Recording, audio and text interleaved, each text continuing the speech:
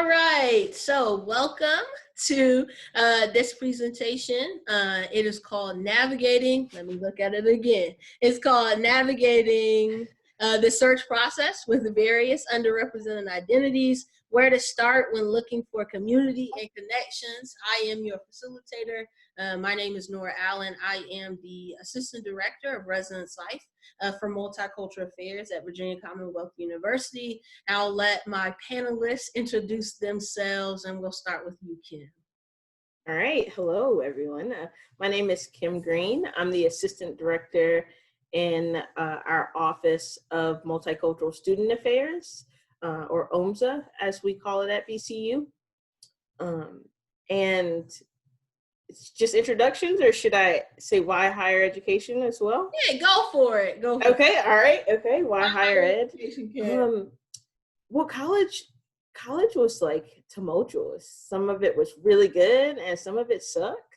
I don't know if I should say that word, but just being completely honest. But I had a lot of people at institution, and specifically my undergraduate institution in the Division of Student Affairs, that sort of are my reason for ultimately receiving a degree. And I wanted to be that inspiration for other students and continue to be on these brick and mortar spaces that have so much story and history and thriving community and pain that ultimately leads to growth.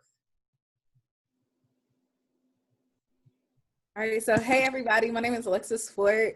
I'm currently a hall director at Virginia Commonwealth University, working for the Residential Life and Housing. I've been here for now going on almost 2 years, so exciting. But the reason why I got into higher ed is similar to Kim. I had a lot of people who really poured into me as a student. And I just felt as though I wanted to do the same for other people. I really was like a big person who wanted to be active all the time in my community. I was always looking for a leadership role. I was like, oh my gosh, how can I serve? How can I serve? And a lot of people just poured into me, a lot of mentors. And when they seen leadership opportunities, they made sure I was in the loop. And so I genuinely wanted to do that for other students. And so that's why I got into higher ed. Hello, my name is Beth Parris. I'm the Assistant Director of Residential Life for Conduct at VCU, also finishing my second year. Whew, it's been an interesting year. I think higher ed for me has always kind of been entangled with housing. So when I was as an undergrad, I was at the second largest undergraduate institution in the country. And with 60,000 people on one campus, it's really hard to feel connected.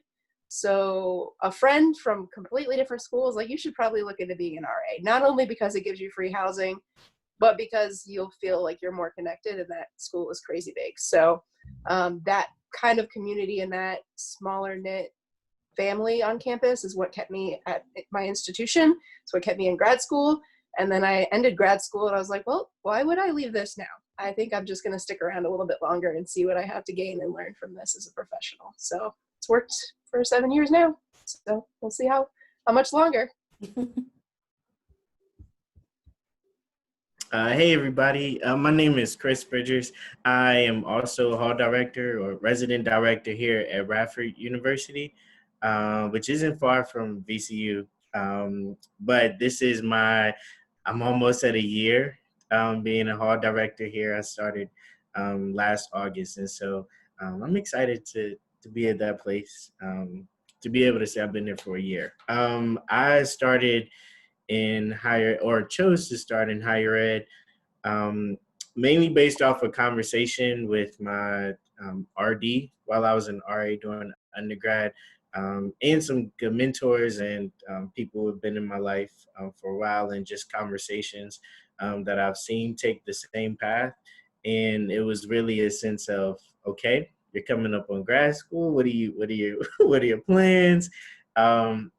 And I just thought being at the university level and being a part was something special. And so I think this is working at a university or college is an opportunity to really work with some amazing people and really be a part of their experience. And so by being a hall director, I've definitely had that chance here at Radford. And it's nothing like being able to talk with students every day throughout the day. And so I'm just glad to be here, to be a part of this space, and just see how conversation goes today.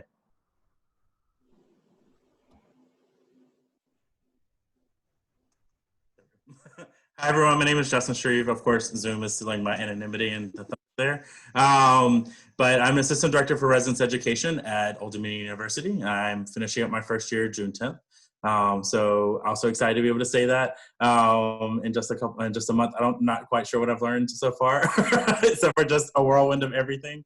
That is crisis mode. But I use he, him, his pronouns.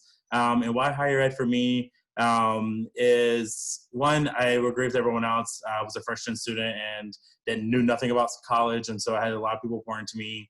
And I kind of stumbled into student affairs as a student. I was enough intern through NASPA, and then went to grad school, obviously. Stuck with it because I think it's one of the only fields I can honestly think about where I can kind of follow all my passions and kind of simultaneously get experience in all of them at the same time. And so I've stuck with it through that, and it's what keeps me motivated doing it.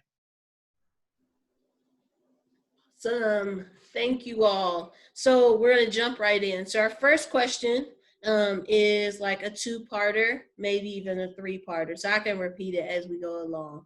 But what is authenticity to you? Could you remain authentic,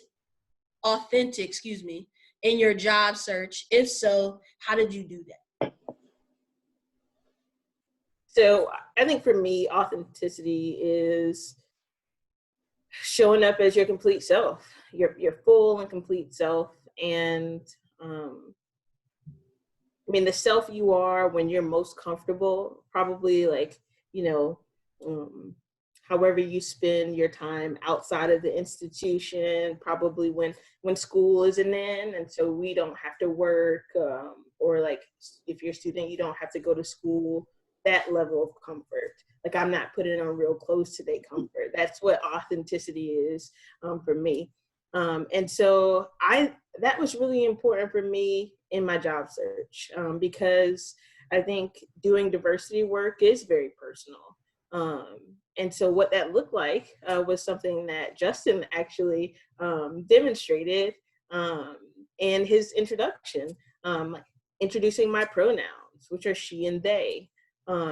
Also like wearing what feels right and what I'll probably wear every day in my job in higher education. And that usually looks like a dress shirt with a tie, and just being myself in it.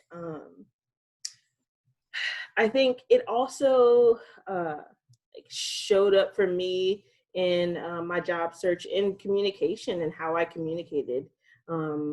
I think that communication at institutions of higher education can often be inaccessible, and I don't think that there's anything authentic about it. So I should be able to talk to people, and everyone in the room should be able to understand me. And if they don't, then I should be able to change up my lexicon or my words so that so that everyone can access the information. And so it's super important to me to be able to be authentic in the job search process, for people to receive me fully and to feel affirmed throughout the process. So similar to Kim, I think authenticity is basically showing up exactly as Kim stated, as yourself, feeling as most comfortable as you possibly can, showing all aspects of yourself without any boundaries, feeling safe in a space is really important when it comes to authenticity to me. But I think if I'm being transparent, when I did my job search, this was my first job search. And so I was so fixated on being like polished and looking like the perfect grad that you ideally want as a first year hall director, that I think I didn't show up completely as authentic as I wanted to. I was always true to myself, being happy, bubbly, up to beat, like asking a lot of questions because that's who I am. But I think in some aspects of telling my full truth, I wasn't able to explore because I wasn't comfortable with that yet. And so I think as I continue to grow as a professional, I'm going to challenge myself next time to just be completely Alexis, because I know now as a professional I can be that. But when I was in grad school, I was like, let's just kind of see how the room is, and then I'll decide if I want to show them all of Alexis or just, you know, pieces of myself. Yeah, all of that. I think one of the things I've learned through 3 searches now, and one of those was extended, like 11 months long. So I got a lot of experience searching and presenting whatever authentic self I wanted to share. I think what I learned as I got more experience and looking at different types of roles and different levels of leadership in student affairs is that part of being authentic is setting yourself apart. And it's harder to do that in the first search, because you are expected to be polished, and everyone expects grads leaving a grad position to have the same experience, and they'll throw the fit word around as a way to try to make you mold yourself into what you think that institution wants you to be. But the more experience and the more you get to move around and actually truly find your fit in the field, the more you get to figure out what authentically is the you present at work. And part of that for me is also that person changes. It's not the same person right now during a national pandemic as it is when I start a fall semester, and I'm super, super excited for a new year. And that's an Ashley Gaddy piece of wisdom that she dropped in my interview when I started at VCU. The Ashley you get today is not the Ashley you might get tomorrow, and you need to be okay with that because that's who you hired. So I keep that with me as well, because we are humans and we have to be authentically human at work too. Yeah, so kind of going off of Beth and Alexis' point, talking about like how it's an ongoing process or just like it's evolving and learning. So I think that there is like, yes, when you are interviewing and you want to be polished, or you want to be who you want to be on top of your game. But I also think of it like, if you buy a package, when you buy something, when you get it and you open it up in the mail, like, you want what you were presented online. And so I think it's the same when we go to our interviews. We want a space where we feel comfortable, but also we want to show like our true authentic self. That is a tough word. That's a tricky word. That can be a tricky word. But you want to be that authentic person and your authentic self.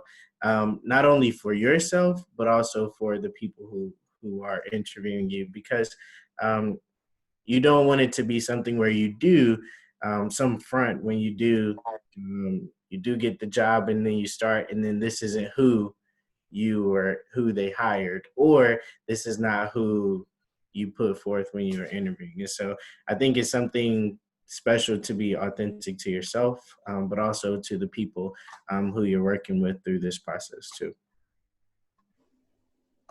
Yeah, I agree with what mostly everyone has said. I think authenticity is one of the most complex things that, especially when you're going through a job search process, that you bring to the table. I think so the way I look at authenticity is I always think it's a series of choices that you make. So whatever space you're going into, whatever research you've done on an institution, whoever you know you're interviewing through networking, what have you, you make the choice of how you want to show up in that space. You can't control how they perceive you, right? Because everyone has their own biases and whatnot. But I think I look at authenticity as like, did I make the choices today to show up as my true self, to make myself proud by the end of the day? And so that's kind of, and again, I think goes along with everyone else is saying, is that the Justin you get right now is not going to be the Justin you get and tomorrow. because I think also if I was to show up as my true self in an interview, I'd be talking like this because I'm from the South and from Appalachia, and I don't talk like that every day, and so I code switch really easily into this now because people don't take me seriously when I talk like that. And so I think it is always complex. One, you have to know that everyone is going to have bias in every situation that you're in, especially in a job search process. But the things that I would recommend doing as far as showing up authentically is do your research on the institution. If you're going for a religious institution, obviously you don't want to accidentally cuss during the middle of an interview, right? Or if you are, again, just know the institution you're applying for, know the student body that you're going to be working for, and network with mentors, as many people as you can, to get as much context about those interviews as much as possible. Because I think that allows you to realize how you can show up and how you can show your true self. Just like Chris was just saying, you're pretty much going to be, that becomes your full-time life at that point. And so you want to be showing as much as your authentic self, because you want to see how they respond to you. You want to see that that they are accepting of who you are and those kind of things, and what your gut instinct kind of says, because you're going to be living there for 8 hours a day, and that's going to be your home essentially, away from home. So if you're not comfortable in an interview and how they respond to you authentically in an interview, then you're not going to be comfortable on campus. You're not going to be comfortable every day, every single day at work. So I think it is important to try to find that balance of like being yourself, protecting yourself, and knowing how you're showing up, but also trying to find the best fit, quote unquote, for you for work, so that you can be comfortable at work. But at the end of the day, a job is a job. And I understand right now in COVID, jobs are scarce at this point. And so a job is a job. And if you just need to get paid, that's fine too. And that's also part of our identities, right? So prioritize what you need to. Absolutely. Thank you all. So switching gears, so you go through your job search, you find, a job. How do you start making community or creating community in that role? Like, what's the first step that you would take? I think it goes back to, I think the first step is just for me, is a personal internal step to remind me, like, walking into that space prior to trying to create community, remind myself who I am, so that I could be myself, and so that each space and where I create community it feels genuine and real and right and authentic. Something happened when I got hired in my current role at VCU that I would recommend as advice. I just think it was a really bomb part of the onboarding process. But so almost everyone, so oftentimes in higher education, you have to do a presentation portion, and a lot of people are there from different parts of the institution or the division. And what happened when I got hired was that I was already had tons of meetings scheduled. And so if you don't have those meetings scheduled, schedule meetings with the people that sat in on your interview. And so I asked really honest questions with those people. And one of them was, what did you think I could do better after I interviewed? What was an area of growth? And so that's like my day one receiving evaluation. And it's not always easy, but like it shows people around you that you're ready to receive, honest feedback. And I think people respect the honesty in any job search. And so I think that you have to also, take into consideration the type of person you are and the best way that you create relationships. But that works really well for me here.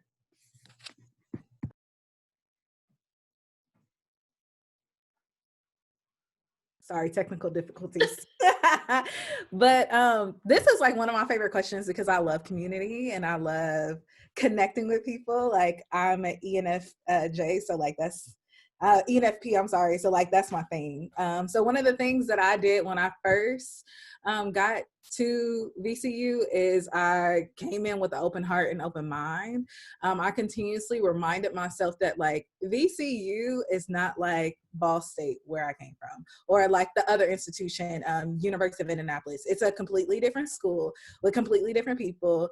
and which means completely new opportunities. So you need to really go in each day with an open heart of any opportunities that may come your way. If it resonates with you and you feel as though this is a good fit for me, try it. Like what's the harm in trying new things? I think it's also important to kind of find people who just make your soul happy. I think that was very important to me when I first got down here, because I moved to Virginia from Indiana, which is like completely on the other side. I'm being dramatic, but it was like on the other side of the country. Okay.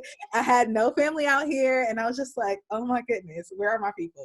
So I would try to like go to like different events that my colleagues may be hosting, or if we had like lunch, trying to push myself out of my comfort zone to have lunch with people, and genuinely sitting in spaces and being present, getting to know them, not just as my colleague, but as a person. Because I think that right there shows that you are, number one, genuine, and number two, you're willing to create relationships that are long lasting. And I think people really appreciate that.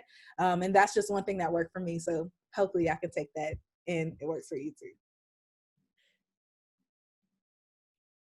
Oh, I feel like I'm going to fall into a pattern here, but my community has changed with every role that I've taken. And because those roles have changed, they impacted the way that I had access to colleagues and people that I worked with on a daily basis. You know, if you're living on campus, it looks different than when you're living off campus. And even the process of moving into an off-campus job can be very different. So I think part of building and creating a community is setting your own expectations for what that's going to look like. If you are super stressed out that you're going to be worried about your job and you want to just do really well in your role and what you're required to do, then focus on building a community with the people that are going to help you do that and feel successful on campus.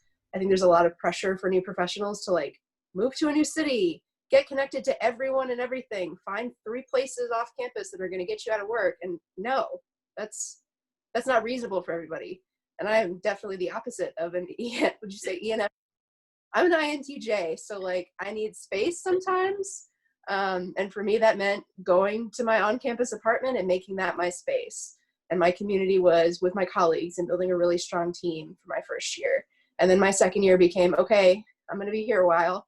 I feel really good about my relationships on campus. I need to build out a little bit. So do I take a small step off campus and try to find somewhere that's going to make me feel like I'm not at work right now?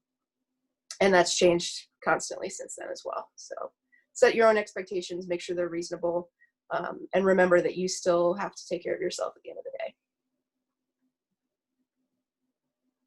That was really good. I think that was a really good point.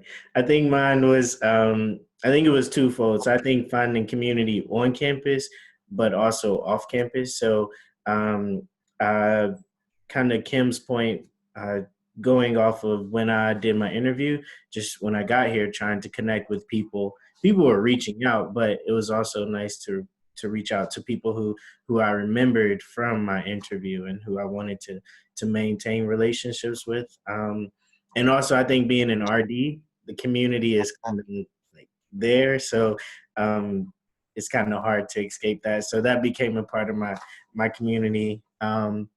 But also I think for me, coming from it doesn't seem far, but coming from North Carolina, my previous job, my family was there and that was my community. And it was nothing to make some friends at work. But here it's completely different. And so I had to figure out what does community look like off campus. So that way I can have spaces where I don't have to always talk about work, or where I can go and just be and be present, try out different restaurants. I love to eat. And so finding different places like that and just finding people who made my soul happy.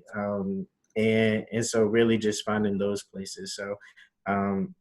So I really, one of the words that I've been really focusing on ever since being here is balance.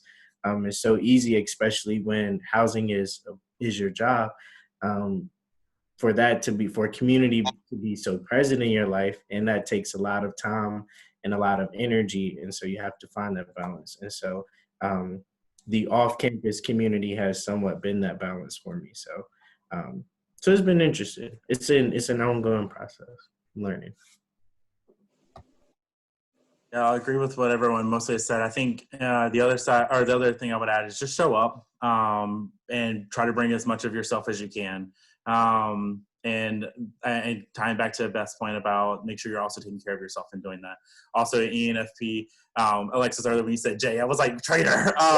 ENFP as well, and so I think it's a much easier for me as far as extrovert to connect with people. But I think you have to show up first. I think you do what everyone else has said about connecting with people that you have seen, familiar faces, those kind of things, because they're important because they were in your interview in the first place. So they're going to know your position. They're going to know the context of your position. I think it's the hard part. It's about building competence on every level, personally and professionally, as you go into a position, because that's what's going to help you feel successful. So the more you build competence as a professional, or if it's more important that you build personal competence, whatever that means for you, but just show up and get connected in that way. Sometimes it is at work that you can find that connection. I think it's easier as an entry-level professional to do that, but sometimes it's outside the work or outside your work. But try to find people. What my goal is always trying to find someone that I can be like, hey girl, how's it going? Blah blah, and like connect with them and go have lunch and feel comfortable with and feel my comfort zone. But then also I try to find the person I'm like, oh, I would never talk to them outside of work, right? But also connect with that person because they all exist. But connect with that person because that's going to help you understand the spectrum of relatability that you need to find as far as work is concerned. And then hopefully the person that you get along really well with might have some connections outside of work if they've been there for longer, or those kind of things. And then if you don't have a hobby outside work, try to find one, especially like learn the place you're in. Try to find someone who knows the area.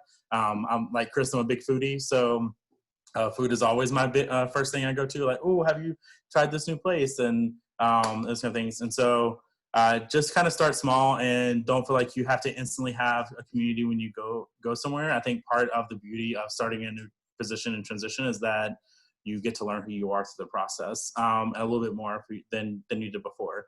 And so have some alone time and give yourself that time to also reflect and grow and be like, okay, cool, I can be myself, I can be single if I am, or whatever, or this is what it means for me and my partner. But keep those things in mind as you're connecting in a new position. Awesome. Thank you all. So we're going to dig a little bit deeper into like identity. So how did you reflect on your identities as you made the decision to accept your various roles in higher education? Did it change over time? Did it have an impact at all? Etc. I'm struggling. Can you say that one more time? Yeah, absolutely. How did you reflect on your various identities as you made the decision to accept your roles in higher education?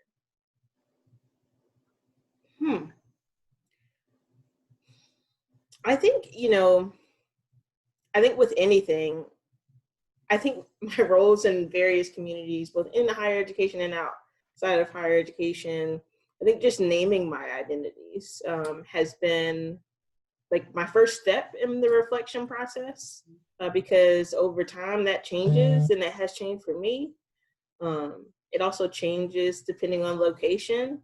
So one of the identities that I often say is salient to me is being a Southerner, and no one really wants to hear that when you move to Virginia. So I'd like leave that out a lot. And I don't argue that Virginia is not the South. But I think, so I remember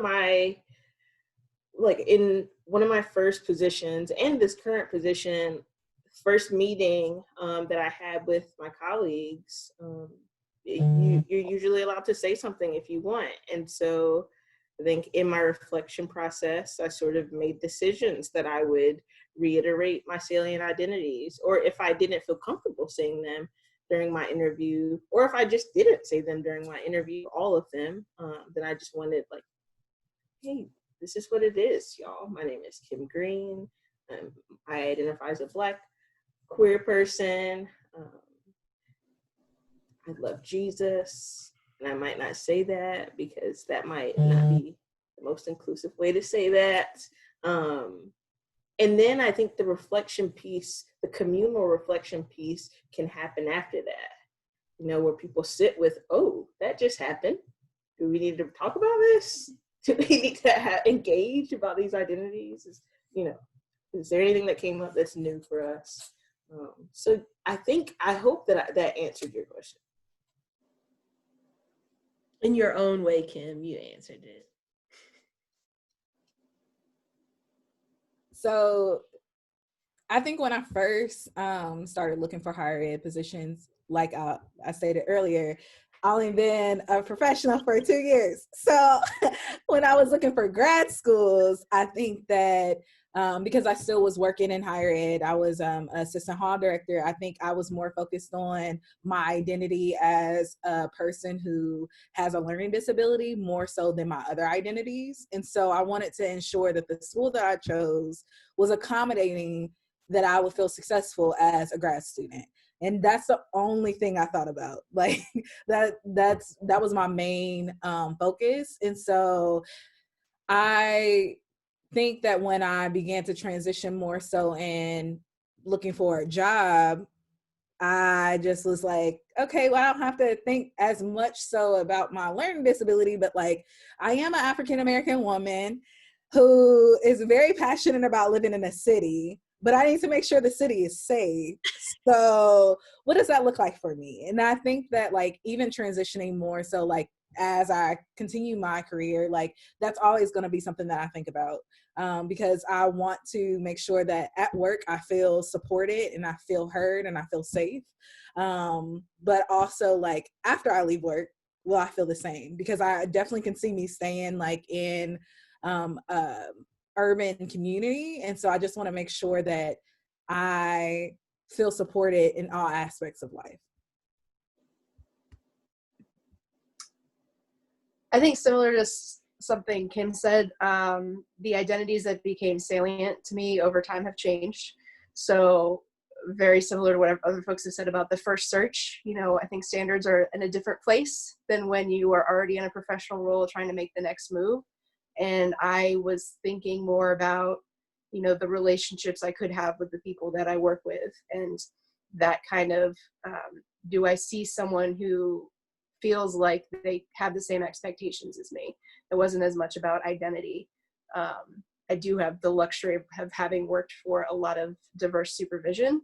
And I think that that has shaped my professional experience and became something I looked for, but it wasn't something I was looking for out of the gate. I also think that sort of as I've grown and developed in my identities, I will look at a job posting very differently. I think, you know, seeing a title is one thing, but then digging into the institution and being like, oh, sorry, faith-based isn't going to work for an atheist.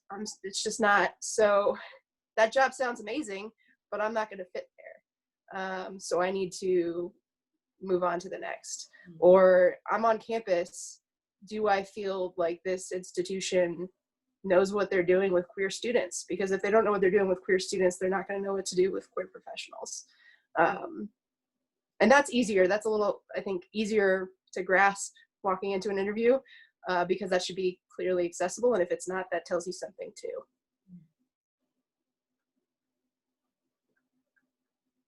So Justin, I'm pretty sure you're feeling this too. Like I ditto everything, everything everybody has said. I think it's a lot of it comes. We talked about it earlier.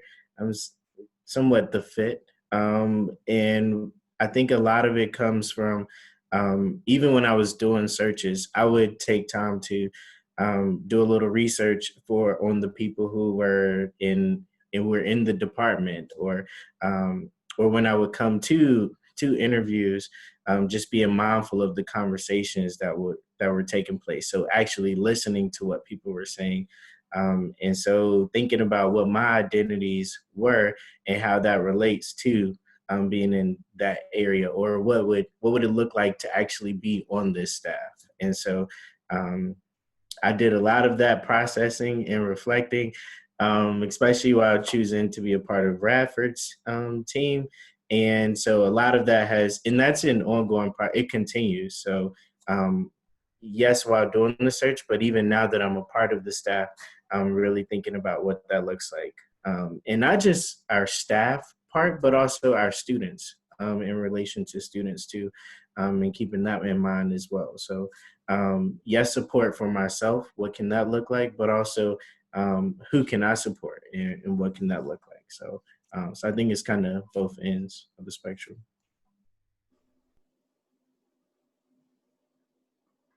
Yeah, I apologize if you hear a dog noise. My dog's being really needy right now.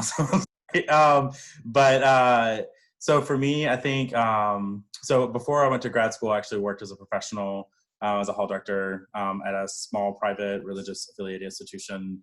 And that was my undergrad as well. So I grew there a lot as a student, but then as a professional, very different. So if you're working for your alma mater, understand that that is in of itself an identity piece that you need to reflect on, because you have very different expectations seeing the other side of the table and behind the curtain, right? And so then I think as I grew from there, I wanted to go to larger and larger institutions. And so, but the larger institutions, most of the time are state schools. And so one piece that I was just reflecting on around identity. So me and my boyfriend at the time, we were moving into, when I went to grad school, we were moving in, and there was a lot of politics at the time. That was in 2013, right when Amendment 1 and stuff like that in North Carolina was really a thing. And as the institution, being a roommate with someone who is you're not married to, is same sex, as a professional was very scary. And so moving in, knowing that I love the institution, love what they stood for, those kind of things, but then getting there and they're like, oh, he can't be here, or those kind of things. And so my identity has shown up in several different ways as far as that's concerned.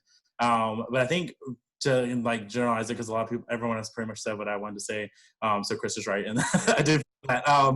But I think as I've gotten older, my first level searches were, I want what's going to challenge me. I want what's going to make me a better professional. I want a place where I'm going to feel comfortable, being able to feel comfortable enough to challenge myself in that environment, and not just constantly feel a barragement of personal discomfort or whatnot. And so, so I think that was originally my focus. And now I just went through my mid-level search, or first mid-level search, I guess. My priorities were benefits and retirement, and those more practical things. And so I think your first level, you are still growing as a human being, and you are learning yourself. I'm still growing now, obviously. But I didn't focus on those things going into it. And then now I'm like, salary is a real thing. And my way of life, I don't care what anyone thinks about me at work. My way of life at home is much more important. What can I afford? What vacations can I go on? Those are identities that I kind of started thinking about more, just kind of like an adulting piece. And so I would say that my identities, I felt more confident in my identities going through this last job search. And so so I think it progresses, and but I would say definitely focus on the retirement pieces and benefits as you go into a job, because that's also super important, because it helps you feel like you are successful as a human in general. So. Oh, thank you all. So we have time for one last question, and so I'm gonna pick. If you could give advice, or if you could give a recent graduate that identifies of having various underrepresented identities, a piece of advice about their job search and or building community, what would it be and why? And we'll start with Justin and work our way backwards. I'm so excited. Okay. I probably don't have I probably am actually going to contradict myself on what I just said. So I would say biggest piece of advice is it's kind of just something what all my responses have been, but be yourself as much as possible, and know that you're interviewing them as much as they are interviewing you. And that's super important. So make sure that you are paying attention to that. Just don't be freaked out about the questions that they're asking, right? Truly try to pay attention to the interview process. So preparation is important there. Don't always go with money. That contradicts what I just said about benefits and stuff, but don't always go with the money, because a lot of times those are institutions where you're going to find a lot more contradicts how your identity is set up and to be successful there.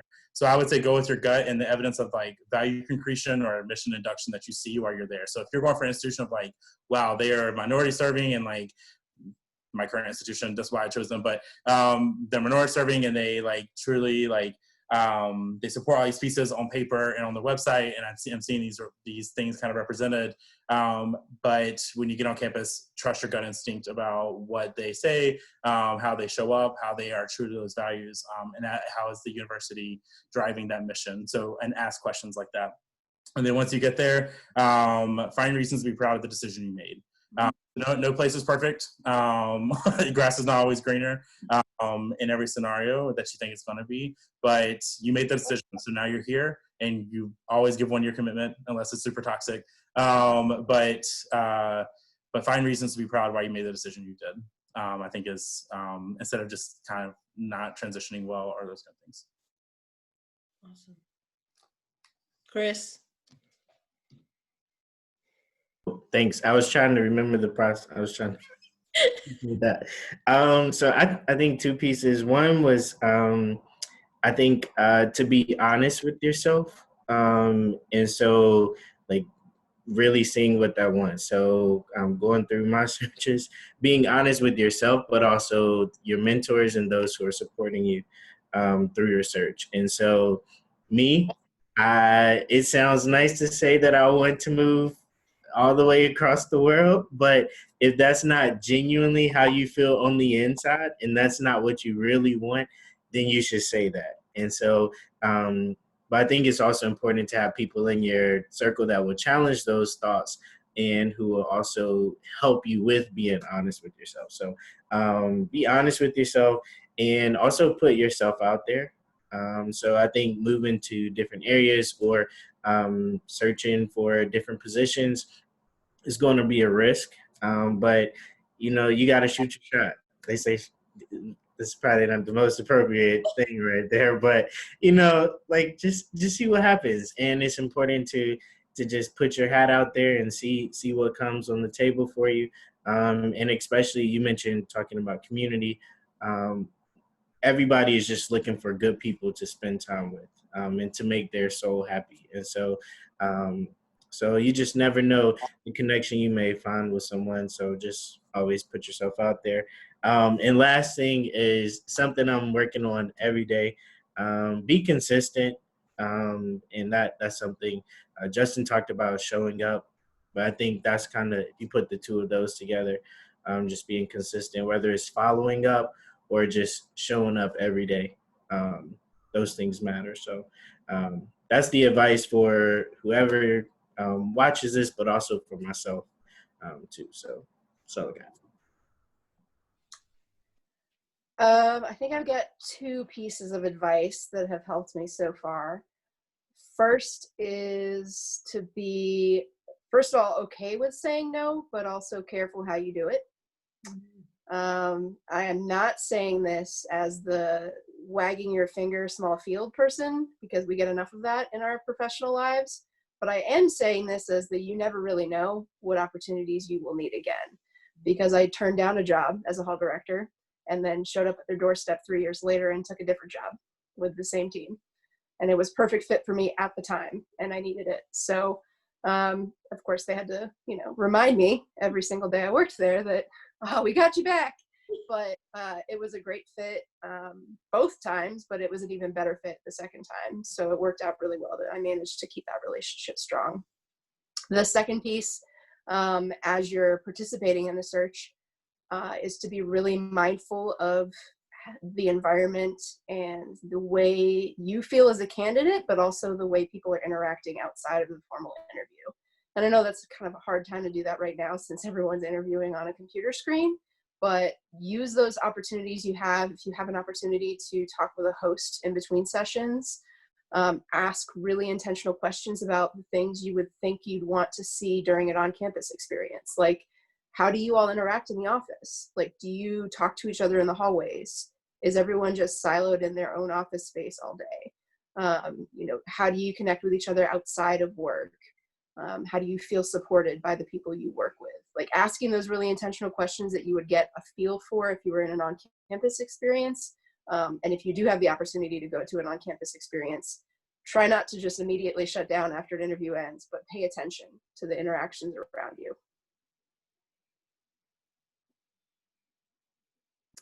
All right, so a wise soul once told me when I first started job interviewing, think about location, salary, the position title / responsibilities, the size of the school, and the impact that the community outside of the institution can have on you. And I think that's going to be super important. You navigating out of those 5 things, what are most important to you, and then making your decision. That's kind of how I navigated my process, and it was definitely beneficial. I also would say be patient with yourself. I think a lot of times it's so easy as a first year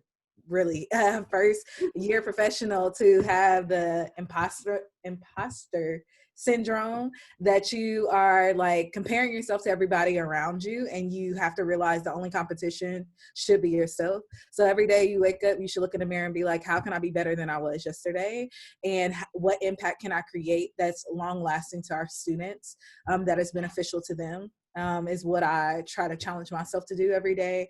And then last but not least, when you're trying to figure out like what is the best fit for me, I always say like follow your heart, mind, and soul. And if you feel as though like during the interview, all 3 are in agreement with one another, like you more than likely should trust your intuition and take that job because it usually is a good fit. And even though you may be nervous, when you're nervous, that usually means that you're going to grow.